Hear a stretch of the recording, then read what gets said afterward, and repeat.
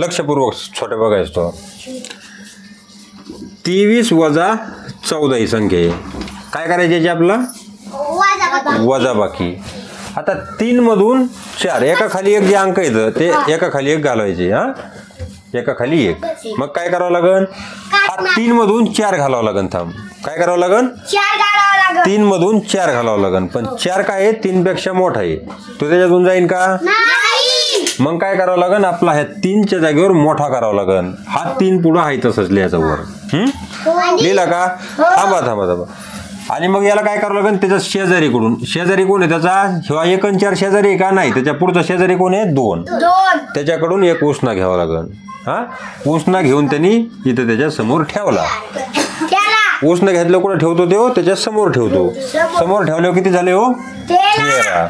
आणि हा 2 मधला एक उसना दिलाय म्हणलं 2 मधून किती वजा करावं लागेल 1 वजा करावं लागेल. एक उसना दिलाय ना मग 2 मधून 1 गेला किती राहिले इथं शिल्लक 1. आता झालं का नाही आता 13 हा मोठा झाला का नाही 4 का 4 13तून 4 गेले किती 9 आणि 1 मधून 1 गेला काय आलं उत्तर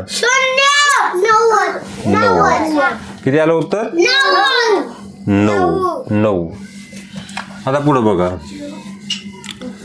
27 वजा 19. आता सांगा काय करायचं 7तून 9 जातात का इकडं 7तून 9 जातात का मग काय करावं लागन 7ला काट नाही मारायची 7ला एक उसना घ्यावा लागन. कोणाकडून 2 कडूनच. कशामुळं कारण तो त्याचा शेजारी. आपली साखर संपल्यावर आपण कोणाकडून आणतो देतात का शेजारी बर देईन का हो मग याने दिला यांनी 2 मधला 1 दिला याच्याकडे किती राहतील मग 2 मधला 1 दिल्यावर किती राहतील 1. आणि हा 7नी घेतला मग तो येऊन कुठं बसला उसना 7च्या पुढं किती झाले 17. मग आता काय करायचं 17 मधून गेले 9 किती राहतील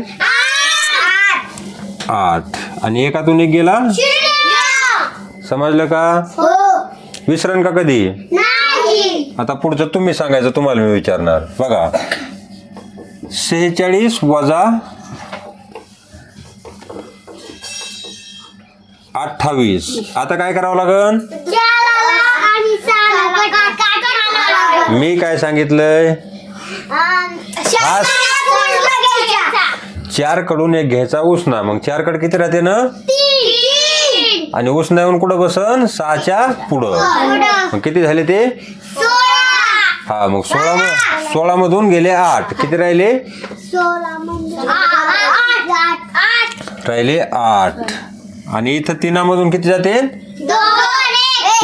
3 मधून 2 गेले किती राहिले 1 किती राहिले झाले 18. समजलं. आता तुम्हाला गणित जाणार आणि सगळे करायचे तुम्ही.